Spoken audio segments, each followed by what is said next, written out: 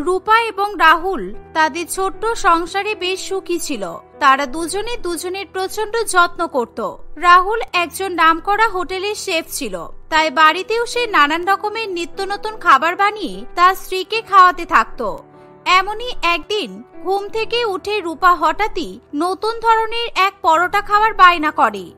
কোন পরোটা খাবে বলো? আলু পরোটা, চিজ পরোটা, ডিম পরোটা, চিকেন পরোটা, মটন পরোটা, লাচ্ছা পরোটা নাকি রেশমি পরোটা? কোনটা খাবে তুমি? যেটা খাবে সেটাই বানিয়ে দেবো। এইসব খাবো না, এসব তো আগেও খেয়েছি। আমি এমন কিছু খেতে চাই যেটা আগে আমি কখনো খাইনি বা তুমিও আমার জন্য আগে কখনো বানাওনি। মানুষ সচরাচর যেই সব ধরনের পরোটা খেতে ভালোবাসে আমি তো তার সবকটাই নাম তোমায় বলে দিলাম। এরপরে আর কিছু বাকি থাকে বলে তো আমার তো মনে হচ্ছে না। কি পরোটা তোমায় বানিয়ে দেবো তুমি নিজেই বলো। ভেজিটেবল পরোটা খাবে? আলুও তো একটা ভেজিটেবল। আলুর পরোটা তো আমি আগে খেয়েছি, আর এখন আমার ভেজিটেবল পরোটা খাওয়ার কোনো ইচ্ছা নেই। তুমি এক কাজ করো, সারা বাড়িটা ঘুরে দেখে নাও এমন কোনো শাকসবজি পাও কিনা যেটা দিয়ে আগে কখনো তোমায় পরোটা বানিয়ে দেইনি। তাহলে সাথে সাথে আমি তোমাকে সেটা দিয়ে পরোটা বানিয়ে দেবো, কেমন? সে তাদের বাড়ির চারিদিকে খুঁজতে থাকে যে কোন এমন সবজি আছে যেটা দিয়ে সে আগে কখনো পরোটা খায়নি। খুঁজতে খুঁজতে হঠাৎই তার নজর তাদের সোফার উপরে পড়ে। সেখানে বেশ কয়েকটা সুন্দর সুন্দর পিলো রাখা ছিল। পিলোগুলো দেখে হঠাৎই রূপার ওই বালিশের মতো দেখতে পরোটা খেতে ইচ্ছা করে। সে তার আবদারের কথা তার স্বামীকে জানালে রাহুলও বালিশের মতো পরোটা বানিয়ে দিতে রাজি হয়। রূপা খুবই মন দিয়ে রাহুলের কাছ থেকে ওই বালিশ পরোটা বানানো শিখে নেয়। প্রথমবার বালিশ পরোটা খেয়ে রূপা এত আনন্দ পায় যে রাহুল অফিসে বেরিয়ে যাওয়ার পর সে নিজেই সারাদিন বালিশ পরোটা বানিয়ে খেতে থাকে। দেখতে দেখতে কয়েকদিন কাটে। সত্যি এই পরোটাটা যে এত টেস্টি হবে আমি তো নিজেই ভাবতে পারিনি। আমার যে কি আনন্দ হচ্ছে।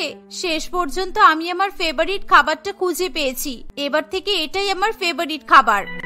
সারাদিন শুধু একটাই খাবার খেতে থাকলে তুমি আর অন্য খাবার কখন খাবে? এক একজন তাদের স্বামীদের জন্য রান্না করে করে পাগল হয়ে যায়, আর এদিকে আমি তোমার জন্য এত কিছু রান্না করি, তুমি খেয়েই দেখো না। আমার এই বালিশ পরোটা ছাড়া আর কিছু খেতে ভালো লাগে না। কি সুন্দর মোটা মোটা ফোলা ফোলা পরোটা, এগুলো ছেড়ে আমার আর কিছু খেতে ভালো লাগে না। এত রকমের পাগল দেখেছি, কিন্তু এরকম বালিশ পরোটা পাগল কাউকে দেখিনি। তোমার যেটা ভালো লাগে তুমি সেটাই খাও। এই বলে রাহুল নিজের কাজের জন্য বেরিয়ে যায় এবং রূপা আপন মনে বালিশ পরোটা বানিয়ে খেতে থাকে। হঠাৎই তাদের দরজায় বেল বাজে। পরোটা খাওয়া শেষ করে রূপা তাড়াতাড়ি গিয়ে দরজা খোলে। এ কি মাসি, তুমি হঠাৎ এখানে? আমি তো ভেবেছিলাম তুমি আমাকে ভুলেই গেছো। আমার বিয়ের প্রায় 3 মাস হতে চললো, এখনো একবারও আমার সাথে দেখা করতে এলে না। তুমি তো জানো আমরা দুজনেই একা একা থাকি, আর রাহুল অফিসে চলে গেলে আমি সারা বাড়িতে একা ঘুরঘুর করি। তারপরেও তুমি এলে না কেন? সব কথা কি তুই দরজায় দাঁড়িয়েই বলে নিবি? ভেতরে চল, তারপর বলছি কেন আসিনি। এতদিন পরে মাসিটা এসেছে, কোথায় ঘরে বসাবি খেতে দিবি তা নয়। হ্যাঁ হ্যাঁ, এসো ভেতরে এসো, বসো। এবার বলো তো আজকে এতদিন পরে হঠাৎই তোমার রূপার কথা কেন মনে পড়লো? নিশ্চয়ই কিছু তো একটা হয়েছে। একদম ঠিক বলেছিস রূপা, সত্যি সত্যি কিছু একটা হয়েছে। তোর দাদাকে তো চিনিস, কিরকম একগুঁয়ে ছেলে। ও যা বলবে ওকে সেটাই করতে হবে। ওর মুখের কথা মাটিতে ফেলা যাবে না। তার আবার হঠাৎ শখ হয়েছে সে রেস্টুরেন্ট খুলবে, তাই তো তোর কাছে এলাম। আমার কাছে আমি কি সাহায্য করতে পারি মাসি? আমি তো সেরকম ভালো রান্নাও পারি না, যা পারি রাহুলই পারে। আমি তো সত্যিই তোমাকে এটাতে কোনো সাহায্য করতে পারবো না। তুমি বরং এখানে আজকের দিনটা থেকে যাও। রাহুল রাত্রিবেলা বাড়ি ফিরলে ওর সাথে কথা বলে নিও। ছি ছি, তা আবার হয় নাকি?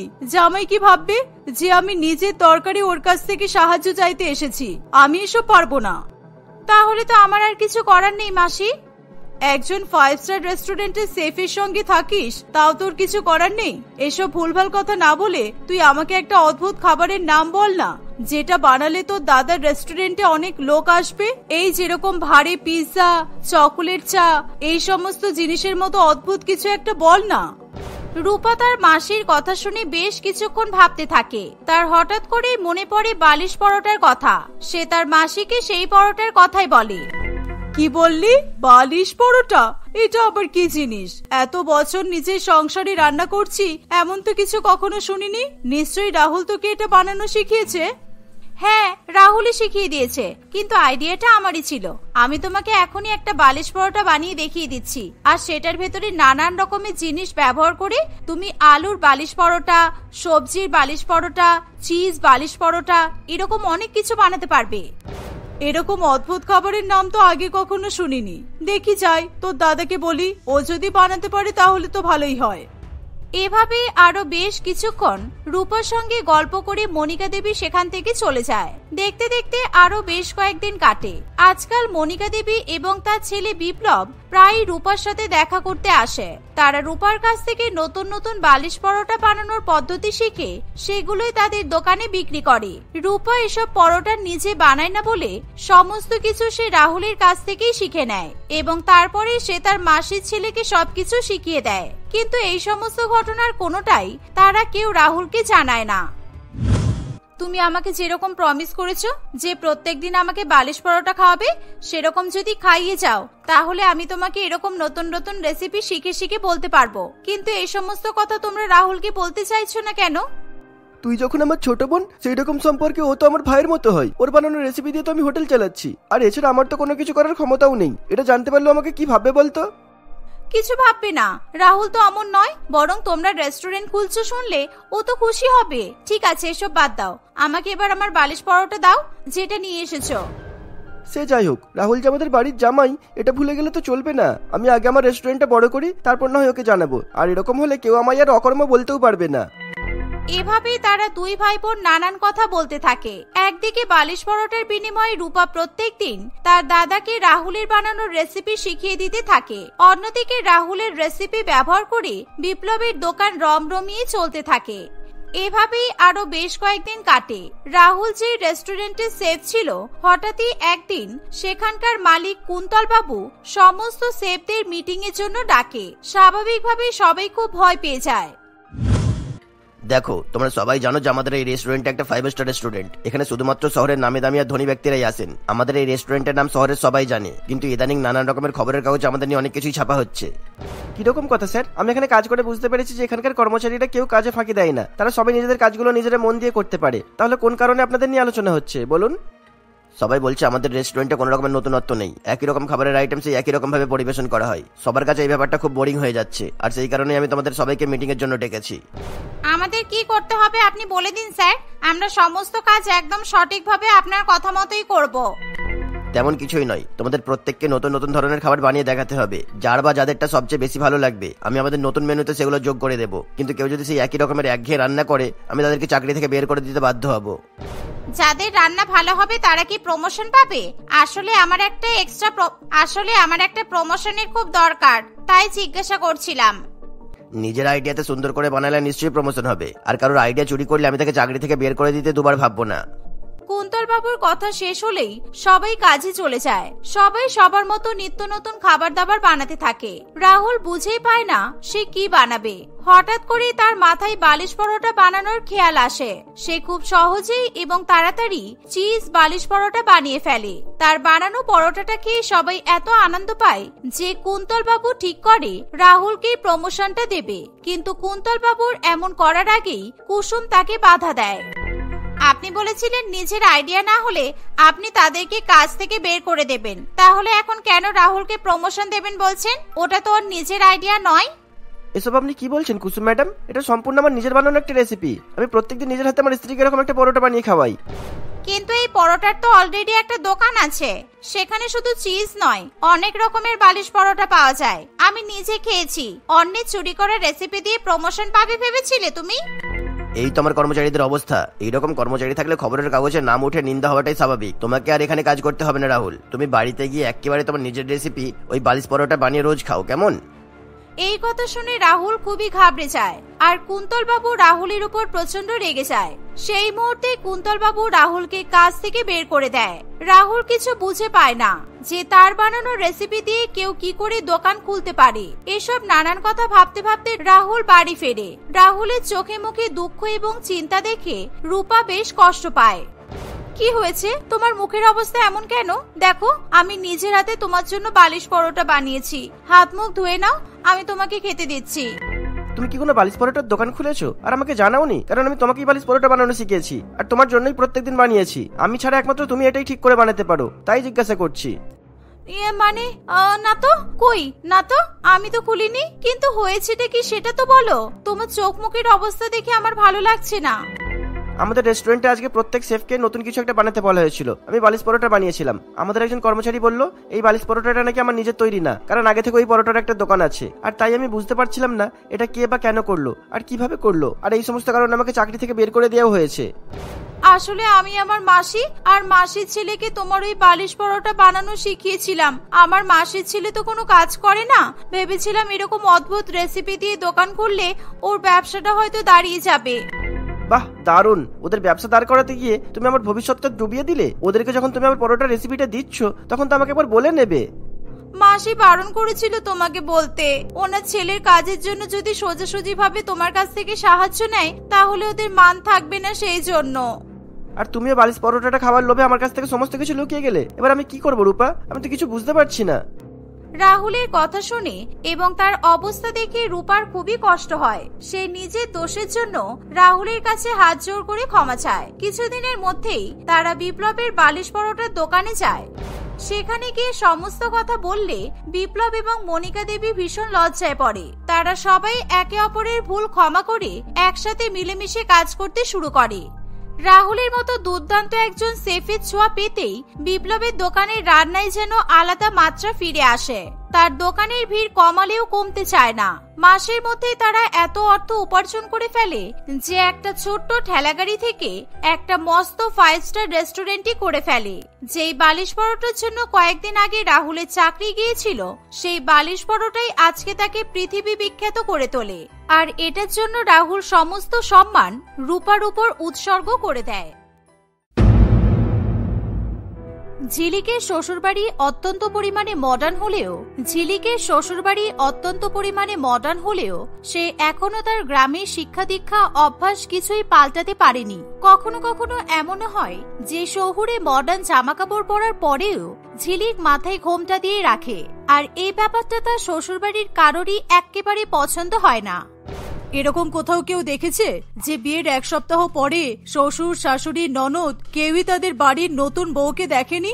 সেই সম্বন্ধ দেখতে যাওয়া থেকে শুরু করে আজ পর্যন্ত এখনো এই মেয়ে মাথা থেকে ঘোমটা সরালোই না। ভালো করে দেখেছিস তো দাদা? চোখ মুখ সব ঠিক আছে তো? মানে এমন কিছু নেই তো যেটা ঢাকার জন্য ও ঘোমটা দিয়ে রাখে? কারণ এরকম ব্যাকডেটেড তো এখন আর কেউ হয় না, তাই জিজ্ঞাসা করছি। ওকে একটু সময় দে, ও তো কয়েকদিন আগেই গ্রাম থেকে এসেছে। আমাদের পরিবেশের সাথে মানিয়ে নিতে ওর তো একটু সময় লাগবেই, তাই না? বোন যেটা জিজ্ঞাসা করলো সেটার উত্তর আগে দে। মুখ চোখ ঠিক আছে তো? খুবই কুৎসিত দেখতে নয় তো? কারণ তুই ছাড়া আমরা কেউ কিন্তু ওকে আজ পর্যন্ত দেখতে পাইনি। না মা, ও খুব সুন্দরী, সেসব নিয়ে তোমরা একবারই চিন্তা করো না। আমি ওর সাথে আজ আবার কথা বলবো, দেখি যদি বোঝাতে পারি। হ্যাঁ বাবা, দেখ একটু। তুই তো জানিস তোর আর তোর বাবার অফিস থেকে আমাদের কত জায়গায় কত রকমের পার্টিতে যেতে হয়। সেই সব জায়গায় যদি ও মাথায় ঘোমটা দিয়ে যায় তাহলে আমাদেরই তো অপমান। এভাবেই তারা নিজেদের মধ্যে কিছুক্ষণ ধরে কথা বলার পর যে যার মতো কাজে চলে যায়। ঝিলিক সকাল থেকে রাত পর্যন্ত ঘরের সমস্ত কাজ করে, রান্না করে, কিন্তু এত কিছুর মধ্যেও সে কখনো ভুল করেও তার মাথা থেকে ঘোমটা সরায় না। একদিন বাড়িতে কেউ ছিল না এমন সময় ঝিলিক কাজ করতে করতে তার মাথা থেকে ঘোমটাটা সরিয়ে দেয়। তখনই হঠাৎ কোথা থেকে নন্দিনী সেখানে চলে আসে। নন্দিনীকে দেখে ঝিলিক আবার সাথে সাথে মাথায় ঘোমটা দিয়ে দেয়। তুমি মাথায় ঘোমটাটা দিলে কেন? এখনো তোমার এত কিসের লজ্জা শুনি? তোমাদের বিয়ে হয়ে প্রায় 2 মাস হতে চললো, আর এখনো আমরা কেউ তোমার মুখ দেখতে পেলাম না। এটা কাউকে বললে কেউ বিশ্বাস করবে? আমার কিছু করার নেই গো নন্দিনী। আমি সারা জীবন আমার মাকে মাথায় ঘোমটা দিয়ে থাকতে দেখেছি, আর আমিও সেটাই শিখেছি। এই অভ্যাস কি এত তাড়াতাড়ি যাবে বলো? এখন তো এটা তোমারও বাড়ি। নিজের বাড়িতে তোমাকে এভাবে ঘোমটা দিয়ে মুখ ঢাকতে হবে না। শান্তি করে থাকো। তুমি চাইলে আমাদের মতো মডার্ন জামা কাপড়ও পরতে পারো। আমার এখন এত মডার্ন হতে আরো বেশ কিছুদিন সময় লাগবে। ততদিন তোমরা আমাকে একটু আমার মতো করে থাকতে দাও। ঝিলিককে কোনোভাবেই বোঝানো যাচ্ছে না দেখে নন্দিনী আর কোনো কথা না বাড়িয়ে সেখান থেকে চলে যায়। ঝিলিকের ব্যবহার তাদের মোটেই ভালো লাগে না। এরকম শহরে একটা মডার্ন শ্বশুরবাড়িতে এসেও কেউ কিভাবে এরকম গেও ভূতের মতো জীবন কাটাতে পারে, এটা ভেবে শুক্লা দেবী আর নন্দিনী সবচেয়ে বেশি বিরক্ত বোধ করে। দেখতে দেখতে আরো বেশ কয়েকদিন কাটে। হঠাৎই একদিন অর্ণব বাড়িতে এসে জানায় তাদের অফিস থেকে একটা পার্টির আয়োজন করা হয়েছে, যেখানে অর্ণব সহ তার পুরো পরিবারই নিমন্ত্রিত। তোর বউকে একটু ভালো করে বোঝা। আজকেও যদি ও এরকম একমাথা ঘোমটা দিয়ে তোর অফিসের পার্টিতে যায় তাহলে সবাই তো তোকে দেখে হাসবে। তুমি চিন্তা করো না, আমি ঝিলিকের সাথে কথা বলে নিয়েছি। পার্টিতে পরে যাওয়ার জন্য আমি ওকে একটা গাউন এনে দিয়েছি। গাউন পরলে তো তার সাথে আর ঘোমটা পড়তে পারবে না। অর্ণবের কথা শুনে শুক্লা দেবী আর বাকিরা একটু নিশ্চিন্ত বোধ করে, কিন্তু ঝিলিক তৈরি হয়ে এলে তারা সবাই মাথায় হাত দিয়ে চিন্তা করতে বসে পড়ে। ঝিলিক পার্টি ওয়্যার গাউনের সাথেও তার ঘরে পরে থাকা ওড়না দিয়ে ওই গাউনের সঙ্গে ম্যাচিং করে ঘোমটা পরে চলে আসে। তারা অনেকবার করে বারণ করা সত্ত্বেও ঝিলিক কারোর কথা শোনে না। সে সেরকম সেজে পার্টিতে যাওয়ার জন্য বেরিয়ে পড়ে। তারা পার্টিতে যেতেই সেখানে উপস্থিত থাকা অন্যান্য লোকজন অর্ণবের স্ত্রীকে নিয়ে নানান রকমের আলোচনা করতে থাকে। অর্ণবের স্ত্রী বোধহয় দেখতে খুব সুন্দর, তা না হলে কি এরকম গাউনের সাথে মাথায় ঘোমটা দিয়ে আসবে কেন? ঘোমটা দিয়ে রেখেছে বলেই ওকে সুন্দর দেখতে হবে তার তো কোনো মানে নেই। কুৎসিত দেখতে বলেও তো মুখ ঢেকে রাখতে পারে। এটাই তোদের বড্ড দোষ, জানিস তো? তোরা মেয়েরা মেয়েদের ভালো শুনতে পারিস না। যদি ওকে কুস্তিতে দেখতে হতো তাহলে তোর মনে হয় অর্ণবের মতো ছেলে ওকে বিয়ে করতো কখনো? আমাদের অফিসের কত কত সুন্দরী মেয়েকে নিজেই তো রিজেক্ট করেছে। এটা তুই অবশ্য মন্দ বলিসনি। তোর কাছে এই কথা শোনার পর এখন আমারও অর্ণবের স্ত্রীর মুখ দেখার ইচ্ছে কেমন যেন বেড়ে গেল। ওর বিয়েতেও তো ওর বউ সারাক্ষণ মাথায় ঘোমটা দিয়েছিল, তবে আজকে আমি ওর মুখ দেখেই ছাড়বো। মনে হয় না দেখতে পাবি। ওর বউ ওর পরিবারের লোকজনের আশপাশ থেকে সরলে তবেই তো। ও যখন এত বড় পার্টিতে এরকম ভাবে ঘোমটা দিয়ে আসতে পেরেছে, তখন ওর মুখ থেকে সেটা সরানো অত সহজ হবে না, বুঝেছিস? দেখতে থাক আমি কি করি। আমি যদি ওর বউয়ের মুখ দেখতে পাই তাহলে তুই কিন্তু আমাকে 1000 টাকা দিবি, তা না হলে আমি তোকে দেবো, ঠিক আছে? এই বলে তারা দুজনে নিজেদের মধ্যে অর্ণবের স্ত্রীর মুখ দেখা নিয়ে বাজি ধরে। বাকিরা তখন পার্টিতে মজা করতে ব্যস্ত ছিল। সবাই যে যার মতো কথা বলছে। এমন সময় রেখা ঝিলিকের পাশে গিয়ে ঝিলিকের মাথায় লাগানো ওড়নাটা নিজের হাতের ঘড়ির সঙ্গে আটকে নেয়। সে আস্তে করে ঝিলিকের পাশ থেকে সরে যেতেই ঝিলিকের মাথা থেকে ওড়নাটাও সরে যায়। একি তুমি এখানে কি করছো? আমার বৌমা কোথায় গেল? ওর জামাটাই বা তুমি পরে আছো কেন? কি চলছে এখানে আমি তো কিছুই বুঝতে পারছি না। পার্টির মধ্যে তুমি কেন সিন ক্রিয়েট করছো মা? এটাই তো তোমার বৌমা, এটাই তো ঝিলিক। সবার সামনে এরকম পাগলামি করো না। কি এই মেয়েটা তোর বউ? সিরিয়াসলি? এবার বুঝতে পেরেছি ও কেন এতদিন ধরে মুখ ঢাকা দিয়ে ঘুরে বেড়াতো। ছি ছি ছি ছি, শেষ পর্যন্ত আমরা নিজেরা দাদার জন্য এরকম ডাকাত বউ নিয়ে এলাম। ডাকাত? কি বলছিস তোরা এসব? প্লিজ এরকম ভাবে আমার অফিস পার্টিতে এসে আমার মান সম্মানটা নষ্ট করিস না। পার্টিতে উপস্থিত সবাই অবাক হয়ে অর্ণব এবং তার পরিবারের কথোপকথন শুনতে থাকে। এমন অবস্থায় তারা আর কোনো উপায় না পেয়ে সবাই বাড়ি ফিরে আসে। শুক্লা দেবী, নন্দিনী এবং মুকেশ বাবু 2 মাস আগে ঘটে যাওয়া এক অদ্ভুত ঘটনার কথা অর্ণবকে বলতে থাকে। সেদিন শুক্লা দেবী তার মেয়ে নন্দিনী এবং স্বামী মুকেশ বাবুর সঙ্গে একটা গ্রামের রাস্তা দিয়ে ফিরছে। এমন সময় তারা অদ্ভুত ধরনের কিছু শব্দ শুনতে পায়। সেদিন দুর্ভাগ্যবশত তাদের গাড়িটা খারাপ হয়ে যায়, তাই পায়ে হেঁটেই তাদের সকলকে তাদের আত্মীয়দের বাড়িতে যেতে হয়। একই রাত্রিবেলা, তার উপর এমন লাইট ছাড়া রাস্তা। এসবের মধ্যে হঠাৎই ঝোপঝাড়ের পেছন থেকে এমন অদ্ভুত শব্দ শুনতে পেয়ে শুক্লা দেবী এবং তার পরিবারের সকলেই ভীষণ ভয় পেয়ে যায়। এখান থেকে কেন এলে তোমরা? যে আত্মীয়দের বাড়িতে আসছো তাদেরকে তো একবার বলতে পারতে গাড়ি পাঠানোর কথা। এমন রাস্তা দিয়ে যেতেই আমার ভয় করছে, তার উপরে আবার কি সব শব্দ হচ্ছে। দূর বাবা। এই চুপচাপ চল তো, ভয় পাওয়ার কি আছে? আমরা তো আছি নাকি তোর সাথে? আর আমাদের গাড়ি যে খারাপ হবে সেটা কি আগে থেকে আমরা জানতাম যে আমাদের আত্মীয়দের বলে রাখবো গাড়ি পাঠানোর জন্য? আমি আজকে কলেজ কামাই করে এখানে এলাম, ভাবলাম খুব মজা হবে। এখন তো মনে হচ্ছে কলেজে চলে গেলেই ভালো হতো, তাহলে অন্তত এভাবে প্রাণের ভয় নিয়ে রাস্তা দিয়ে হাঁটতে হতো না। কথা না বলে চুপচাপ এগোতে থাকো। মাঝ রাস্তায় দাঁড়িয়ে এত কথা বললেই আমাদের বিপদ হবে। আর এটা একটা দাঁড়িয়ে দাঁড়িয়ে গল্প করার মতো জায়গাও না। মুকেশ বাবু নিজের কথা শেষ করে তাদের গন্তব্যের দিকে এগোতে যাবে এমন সময় একটি মেয়ে এবং আরো বেশ কয়েকজন তাদের রাস্তা আটক করে। মুকেশ বাবু, নন্দিনী আর শুক্লা দেবী তিনজনেই প্রচন্ড ভয় পেয়ে যায়। তোমাদের কাছে কি কি জিনিসপত্র আছে সব বের করো, একদম লেট করা যাবে না, তাড়াতাড়ি বের করো। আমি 3 গুনছি। 1। আরে অদ্ভুত তো, কে তুমি? তোমাকে আমরা আমাদের জিনিসই বা দেবো কেন? 4-5টা লোক নিয়ে এসে কি নিজেকে ডাকাত দলের রানী মনে করছো? সরে যাও এখান থেকে, আমাদেরকে যেতে দাও, আমার খুব পা ব্যথা করছে।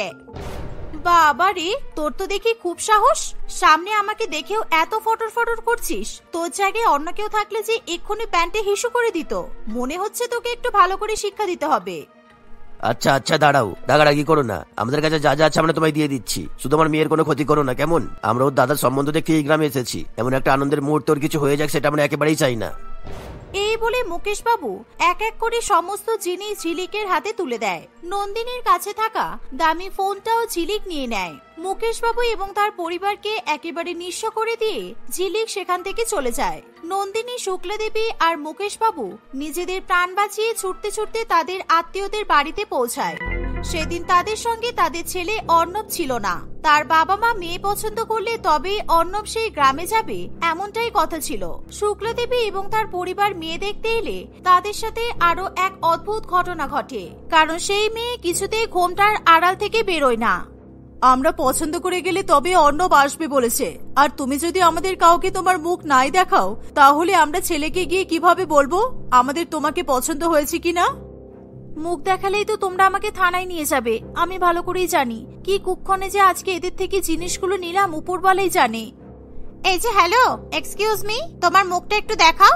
আমরা এখানে মেয়ে দেখতে এসেছি, মেয়ের ঘোমটা নয়। আর তাছাড়াও শহরে গেলে তো তোমাকে আমাদের মতো আধুনিক পোশাকই পরতে হবে, তখন ঘোমটা কিভাবে পরবে শুনি? আমি উপরওয়ালার কাছে মানত করেছি আমার বিয়ের 1 বছর পর্যন্ত আমি আমার স্বামী ছাড়া আর কাউকে আমার মুখ দেখাতে পারবো না। এতে যদি আমাদের আপনাকে অপছন্দ হয় তাহলে বিশ্বাস করুন আমার কিচ্ছু করার নেই। উপরওয়ালার কাছে মানতের কথা শুনে তারা আর কেউ ঝিলিককে কিছু বলে না। কয়েকদিন পর অর্ণব ঝিলিককে দেখে একেবারেই পছন্দ করে নেয়। কয়েকদিনের মধ্যেই তাদের বিয়েও হয়ে যায়। কিন্তু বিয়ের পরে কিছুতেই তারা কেউ অর্ণবের বউয়ের মুখ দেখতে পায় না। অফিসের এক পার্টিতে গিয়ে তারা সবাই ঝিলিকের মুখ প্রথমবারের মতো দেখতে পায় এবং অর্ণবকে তার বউয়ের ব্যাপারে সমস্ত সত্যি কথা জানিয়ে দেয়। ওরা আমাকে অন্য কিছু বললেও আমার পক্ষে সেটা সহ্য করে নেওয়া খুব সোজা হতে হয়তো, কিন্তু আমি যাকে বিয়ে করেছি সে যে বিয়ের আগে ডাকাতি করতো, এটা মেনে নেওয়া যায়? তুমিই বলো।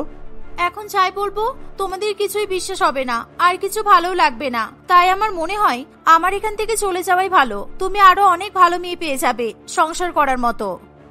এসব বলে পালিয়ে যাওয়ার চেষ্টা করো না। তুমি আমাদের থেকে কেন জিনিসগুলো লুট করেছিলে? তুমি আমাদের থেকে অনেক জিনিস লুটপাট করেছো, আর আমরা তোমাকে এত সহজে ছেড়ে দেব? পুলিশে দেব না? এটা হয়? নন্দিনী, এখন সব বাদ দাও তো। আগে তুমি বলো, তুমি কি বলার কথা বলছিলে, যেটা তোমার মনে হলে আমাদের কারোর বিশ্বাস হবে না? সেদিন কেন আমার বাবা মায়ের কাছ থেকে ওইরকম লুটপাট করেছিলে? তুমি বলো, আমি শুনছি। আমরা ইচ্ছে করে করিনি, বিশ্বাস করো আমাদের কোনো প্ল্যানও ছিল না। আমাদের গ্রামে একদম ভেতরের দিকে একটা অনেক পুরানো অনাথ আশ্রম আছে। টাকার অভাবে সেখানকার বাচ্চাগুলো না খেতে পেয়ে মরে যাচ্ছে। আগে শহর থেকে লোকজন ওদেরকে একটু আধটু করে টাকা দিত, কিন্তু এখন সেটাও বন্ধ হয়ে গেছে। আমার বাবার কাছে অত পয়সা ছিল না যে আমি বাবার কাছ থেকে নিয়ে অনাথ আশ্রমে দান করব। তাই আমরা বন্ধুরা মিলে ঠিক করেছিলাম যে সেদিন আমাদের গ্রামের শহর থেকে যারাই আসবে তাদের থেকে আমরা সব জিনিস নিয়ে সেই জিনিস বিক্রি করে সেগুলো অনাথ আশ্রমে দিয়ে দেব। আর সেদিন দুর্ভাগ্যবশত তোমার বাড়ির লোকই গ্রামে গিয়েছিল। চুরি বা ডাকাতি যত ভালো কাজের জন্যই হোক না কেন, কাজটা তো খারাপই। তুমি যেই কারণে এরকম ভাবে লুট করে থাকো না কেন, কাজটা তুমি একেবারে ঠিক করোনি। তোমরা চাইলে আমাকে পুলিশে দিতে পারো, কিন্তু আমার বন্ধুদেরকে কিছু করো না, কারণ এই পুরো প্ল্যানটা আমারই ছিল। এখনই থানায় যাবে? চলো তাহলে। এতদিন অনেক স্বেচ্ছাচারিতা করেছো, এখন আর বেশি পাকামি করতে হবে না। কেউ কোথাও যাবে না। আমি ধরে নিচ্ছি সেদিন আমাদের ওই জিনিসগুলো ওই বাচ্চাগুলোর কয়েকদিনের খাবার জোটানোর জন্য কাজে লেগেছে। তাই আপাতত তোমাকে আমি ক্ষমা করে দিচ্ছি, কিন্তু এরকম ভুল কাজ কখনো আর করবে না। এরপর থেকে আমাদের পরিবারের তরফ থেকে তোমাদের গ্রামের ওই অনাথ আশ্রমে অনুদান পাঠানো হবে, যাতে তোমার বন্ধুরাও কখনো আর এরকম সিদ্ধান্ত না নেয়। ঝিলিক তার শ্বশুরবাড়ির লোকজনেদের এমন উদার মানসিকতা দেখে নিজের চোখের জল ধরে রাখতে পারে না। সে দুহাত জুড়ে সকলের কাছে ক্ষমা চায়। সবাই পুরানো সমস্ত কিছু ভুলে গিয়ে তাকে ক্ষমা করে দেয়। তারপর থেকে আর ঝিলিককে সারাক্ষণ মাথায় ঘোমটা দিয়ে থাকতে হয় না।